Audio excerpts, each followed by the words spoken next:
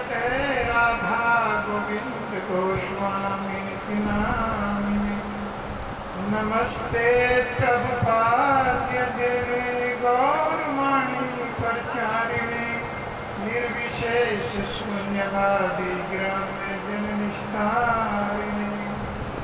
ओम ज्ञानतिमिरान्धस्य ज्ञानाञ्जन शलाकया चक्षुरुन्मीलितं येन तस्मै श्रीगुरुवे नमः।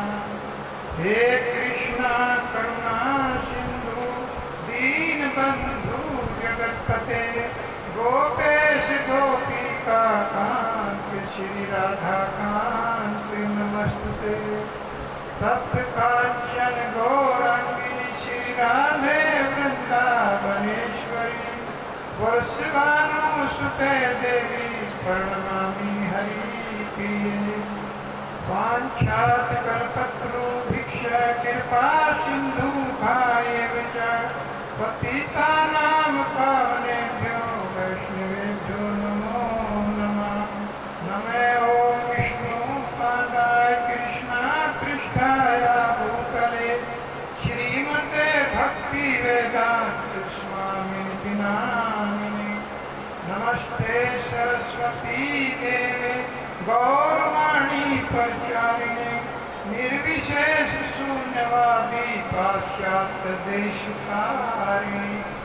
जय श्री कृष्ण चैतन्य प्रभु नित्यानंदा श्री अद्वैत गदाधर श्रीवासादि गौर भक्ति वृंदा। हरे कृष्णा कृष्णा कृष्णा कृष्णा हरे हरे हरे राम राम राम हरे हरे। हरे कृष्णा कृष्णा कृष्णा हरे हरे हरे राम राम राम हरे हरे। हरे कृष्णा कृष्णा कृष्णा कृष्णा हरे हरे हरे राम राम राम हरे हरे। श्रीमद्भागवत स्कंद 8 अध्याय 2 श्लोक नंबर 31। इत्थं गजद्रासयदात् संकटं प्राणस्य देहि विश्वसो यद्रक्ष्य अपार्यन्नाथ विवक्षणे चिरं दध्यामि मां बुद्धिमताभिपद्यते। तो श्रीमद् भागवत सप्ताह का आज दूसरा सत्र हम लोग प्रारंभ करने जा रहे हैं। कल आप लोगों ने श्रवण किया था कि सरोवर के अंदर गजेंद्र अपनी प्यास बुझाने के लिए गया और वहाँ पर ग्रहा ने उसका पैर पकड़ लिया। तो गिरहा अंदर को खींच रहा था, लेकिन गजेंद्र भी बहुत बलवान और शक्तिशाली था। गजेंद्र बाहर को खींच रहा था,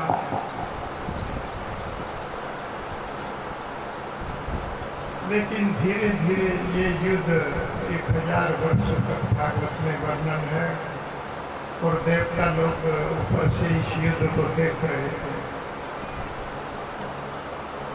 और यहाँ देखना होगा कि गजेंद्र थल सेना का जवान था और ग्रह जल सेना का जवान था। एक तरह से जल के अंदर युद्ध हो रहा था तो ग्रह के अनुकूल था। ग्रह उसमें युद्ध करते करते पानी पी लेता था, लेकिन और खुराक भी लेता था। गजेंद्र को जल के अंदर शक्ति धीरे धीरे इसकी क्षीण होती चली गई और ग्रह की शक्ति पर कोई असर नहीं पड़ा। इसलिए बचाने का भी प्रयास किया। गजेंद्र ने अपने साथियों को पुकारा। उसकी जो पत्नी थी वो रोने लगी, चिल्लाने लगी, लेकिन कोई प्रयास सफल नहीं हो पाया। अंत में जब गजेंद्र को ये लगा कि प्राण निकलने वाला है, अब ये कोई बचा नहीं सकते। तो बड़े संकट में आ गया और उस समय अपार आत्मनिरीक्षण चिरम शब्द आया है, अपने आप अपनी बुद्धि के द्वारा विचार में लग गए।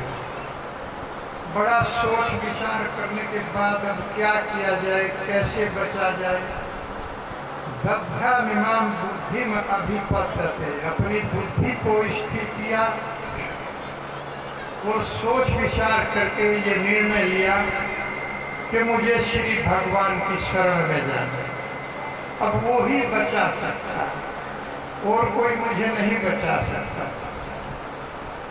तो किसी का नाम लेकर नहीं पुकार रहा था कि कोई भगवान कृष्ण है या कोई भगवान शिव है या कोई भगवान इंद्र है, किसी का नाम नहीं लिया। तो ये विचार किया होगा कि कौन भगवान है। तो भगवान की शक्तियों का वर्णन आगे कर रहे हैं। इस तरह से वो पुकार रहे हैं कि जो भी इस तरह का हो वो मेरी रक्षा करने के लिए आए। नाम किसी का नहीं ले रहे हैं, क्योंकि ये निर्णय वो नहीं कर पाए कि भगवान कौन है, लेकिन उस तरह से पुकारा कि जो भी कोई होगा वो मेरी रक्षा के लिए आए, मेरी रक्षा करे। कई बार देवताओं में भी ये बहस छिड़ जाती है कि भगवान कौन है। हम लोग भी आपस में ये वार्ता करते रहते हैं कि भगवान कौन है, तो ये निर्णय हम लोग नहीं ले पाते। तो एक बार देवताओं में ये बहस छिड़ रही थी कि कौन भगवान है। कुछ लोग भगवान शिव को बता रहे थे, कुछ लोग भगवान कृष्ण को बता रहे थे, कोई ब्रह्मा जी को बोल रहा था कि सर्वशक्तिमान है।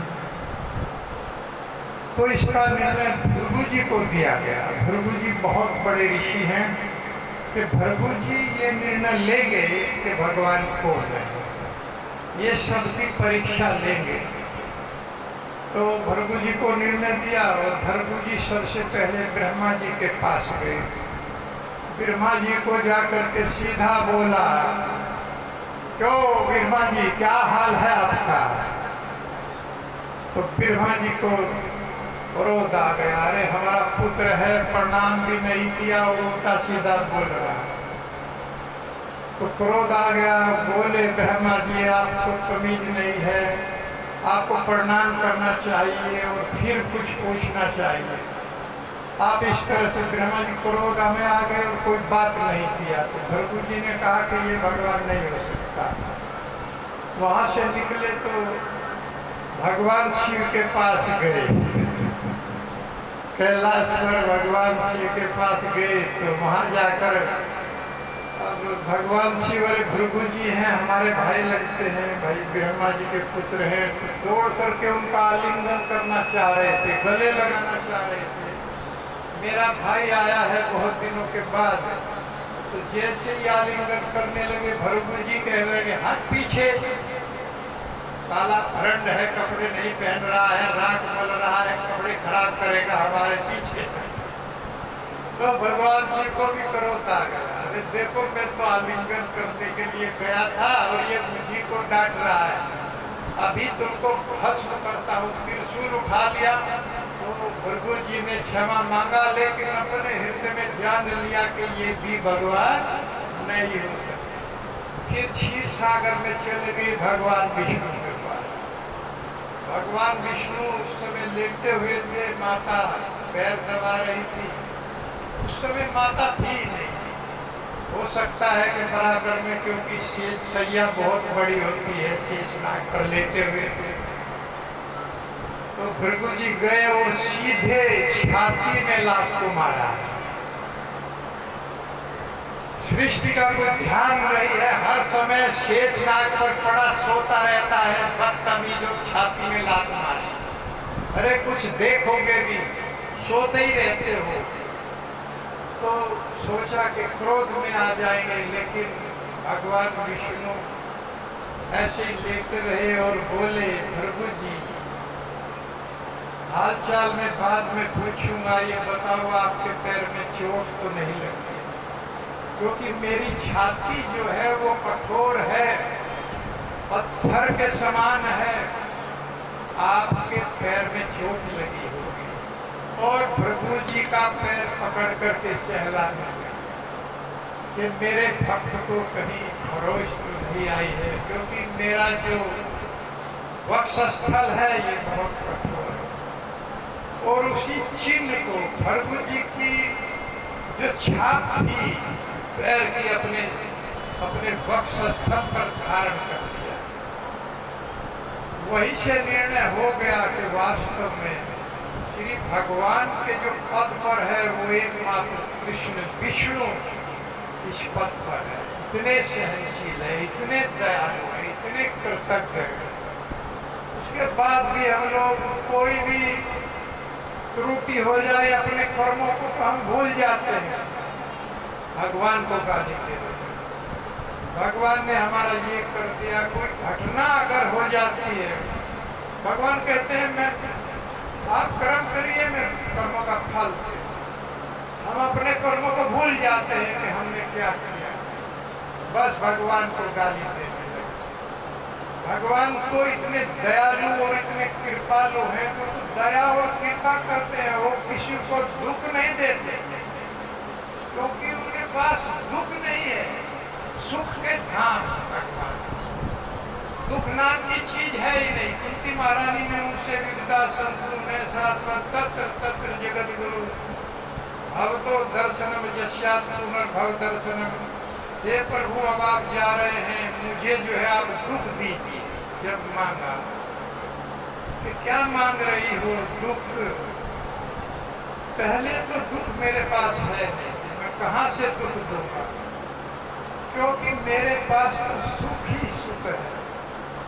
जिस प्रकार से अगर सूर्य चाहे कि मुझे अंधकार से मिलना है तो क्या मिल पाएगा? नहीं मिल सकता। जहाँ भी सूर्य जाएगा वहीं प्रकाश हो जाएगा, रात्रि ठहर ही नहीं सकती। इसी प्रकार से भगवान जहाँ जाएंगे, जहाँ ये भगवान का नाम जाएगा, वहाँ दुख ठहर ही नहीं सकता, उसको भागना पड़ेगा। क्योंकि कृष्णा सूर्य समय माया है अंधकार, जहाँ कृष्णा तहाँ नहीं माया रे अधिकार। जहाँ कृष्ण होंगे वहाँ माया नहीं ठहर सकती, और जहाँ कृष्ण होंगे वहाँ अंधकार, माया का अंधकार नहीं ठहर सकता, उसको जाना पड़ेगा। जिस प्रकार सूर्य के सामने अंधकार नहीं ठहर सकता, तो भगवान के पास ये वस्तुएं हैं ही नहीं। लेकिन हम अपने कर्मों को भूल जाते हैं कि हमने किया क्या है। अच्छे कर्मों को तो हम याद रखते हैं। कोई काम हमने किया, अच्छा हो गया तो हमने किया है, और गलत हो गया तो भगवान, अरे भगवान ने सब काम बिगाड़ दिया, उसको दोष देने लगे। एक बार एक पंडित जी थे, तो वो घर में झगड़ा रहता था पत्नी के साथ में। तो बताया कि एक महात्मा आए हुए हैं, आप उनके पास जाइए, बहुत बड़े महात्मा हैं। तो उनके पास गए और जा करके महात्मा जी को कहने लगे, प्रभु जी हमारे घर में रोज झगड़ा रहता है, कोई ऐसा उपाय बताइए कि घर में शांति हो जाए। तो महात्मा ने बताया कि इतवार के दिन 7 मछलियों को जीवन दान देते। अब इतवार के दिन वो बाजार में गया, और बाजार जो मछली मार्केट था उसमें जा करके दुकानदार से कहा हमको 7 मछली दे दे। दुकानदार कहने लगा हमारे यहाँ तो दर्जन का सिस्टम है, या तो 1 दर्जन लीजिए या आधी दर्जन लीजिए, दर्जन में मिलता है।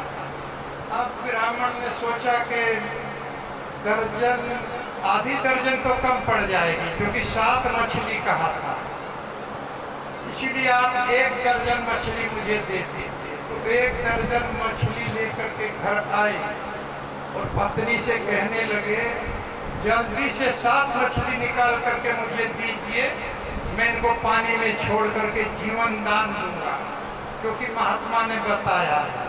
7 मछली निकाल करके पंडित जी को दे दिया। पंडित जी लेकर जब चलने लगे तो पत्नी कहने लगी, इसमें तो 5 और बची हैं, इनका क्या होगा? क्योंकि एक दर्जन लेकर के आएंगे। पंडित जी कहने लगे, इनकी सब्जी बना दो, जब तक मैं जीवन दान दे के आता हूँ तब तक इनकी सब्जी बना दो।